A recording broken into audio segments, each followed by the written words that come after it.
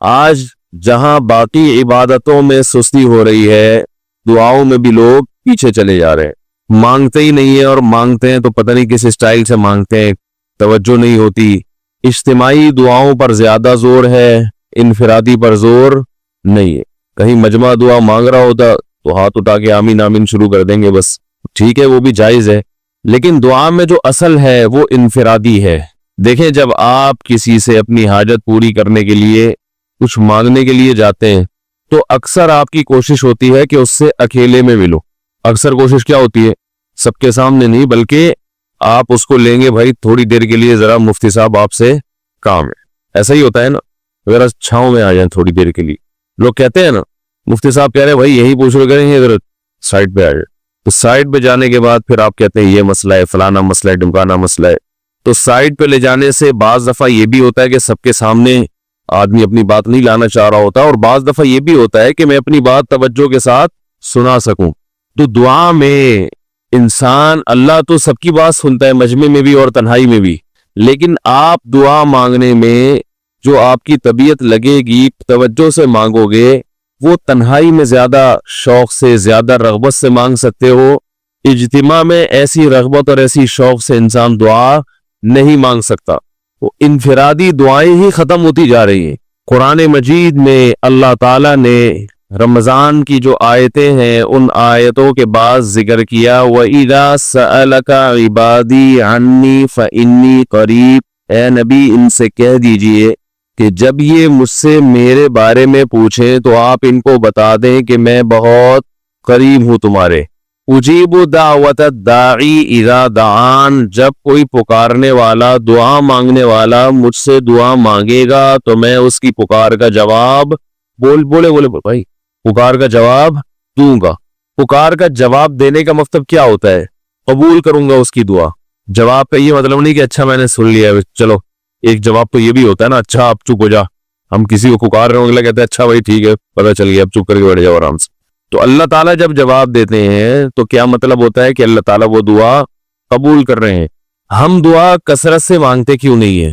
اس کی وجہ یہ ہے کہ ہمارے ذہن میں ایک چیز شیطان نے بٹھا دی ہے کہ مانگو تب بھی ویسے کے ویسے ہی ہے، نہیں مانگو تب بھی ویسے کے ویسے۔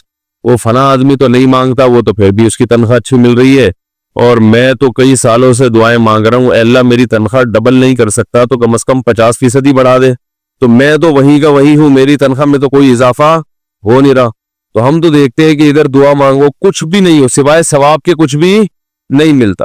یہ وہ چیز ہے جو انسان کو دعاؤں سے روکتی ہے۔ حالانکہ ہم پیغمبروں کی زندگی دیکھتے ہیں تو بات بات پر دعائیں مانگتے تھے، بہت کثرت سے، بہت زیادہ۔ نوح علیہ السلام، اچھا اللہ نے ان کی دعاؤں کو قرآن میں ذکر بھی کیا ہے۔ مناجات مقبولہ ایک دعاؤں کی کتاب ہے۔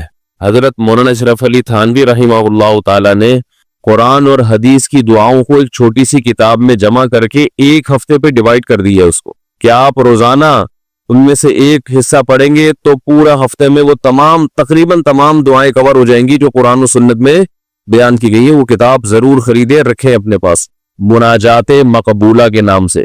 تو ہم دعا کیوں نہیں مانگتے؟ مسئلہ ہمارے ساتھ یہ ہے کہ ہم کہتے ہیں کہ جو مانگتا ہے وہ بھی وہینچ کا وہینچ، اور جو نہیں مانگتا ہے وہ بھی کوئی سرخاب کے پر تو لگ نہیں جاتے کوئی مانگ رہا ہو تو۔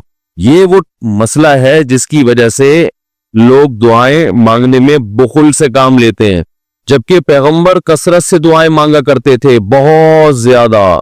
جو پچھلی آسمانی کتابیں ہیں ان میں لکھا ہوا ہے کہ یعقوب علیہ السلام اتنی کثرت سے دعائیں مانگا کرتے تھے کہ سجدے میں جا کے کہ ان کے یہ جو گھٹنے ہیں اور سر میں سخت نشان بن چکے تھے، وہ جگہ زمین پہ لگ کے سخت ہو جاتی ہے نا، تو اتنی کثرت سے دعائیں۔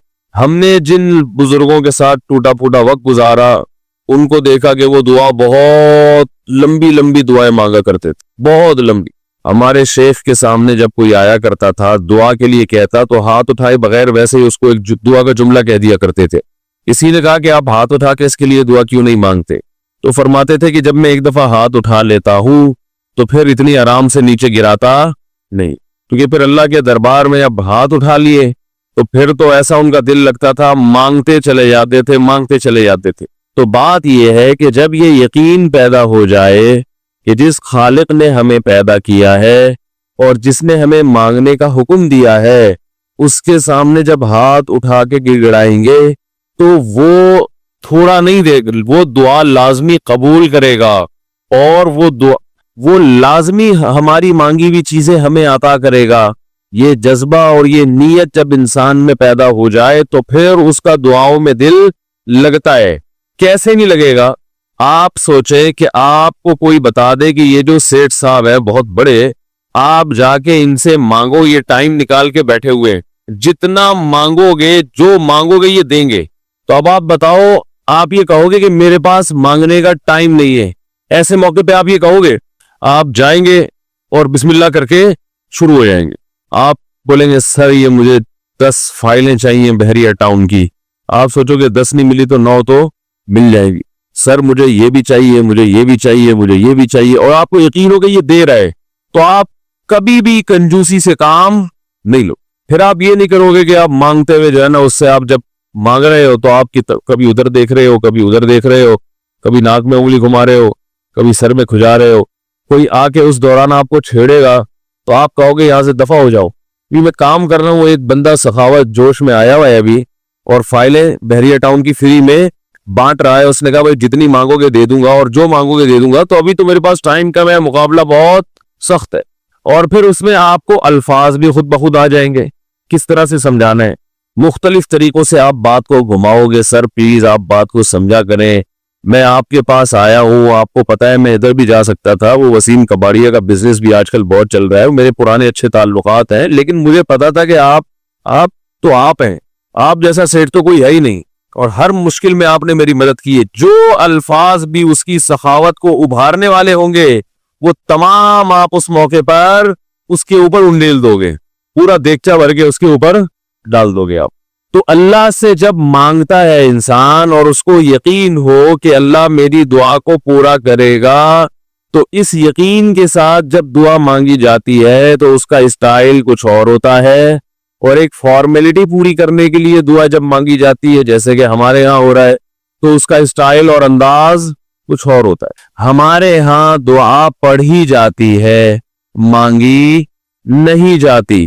ربنا آتنا فی الدنیا حسنۃ وفی الآخرۃ حسنۃ وقنا عذاب النار۔ آمین۔